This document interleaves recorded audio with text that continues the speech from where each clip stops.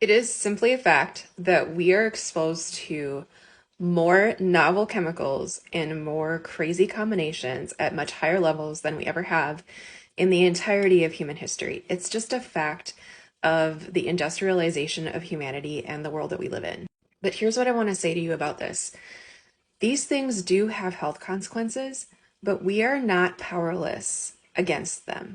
There are so many things that we can do to support our body's natural detoxification processes, and there's so many things that we can do to reduce and mitigate the amount of exposure that we get to these things in our everyday living spaces, the places where we spend the most amount of time.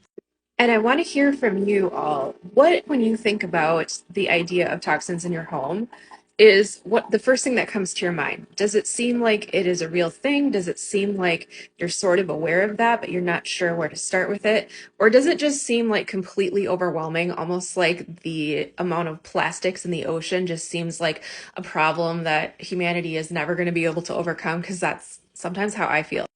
And I was reminded last night when I was actually doing a little reading on the whole plastics in the ocean thing that there is amazing innovative minds on this planet right now that are working very hard to tackle these problems and actually turn problems into solutions. And that is one of the things I'm so passionate about helping you do is turning problems into solutions when it comes to your health. Detox Your Home Masterclass is tonight. Make sure you go to my links and get yourself a spot. You do have to reserve a spot in order to be able to be in this class.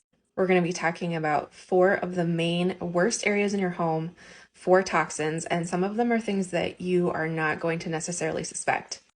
The thing that's very, very overwhelming for a lot of people is like, okay, so now I need to replace all these products that I use every day. How on earth am I going to do that? I have a guide for you, and I'm going to take you through some healthy swaps for some of the worst areas so that you can create like immediate leverage with this area of your health and your well-being.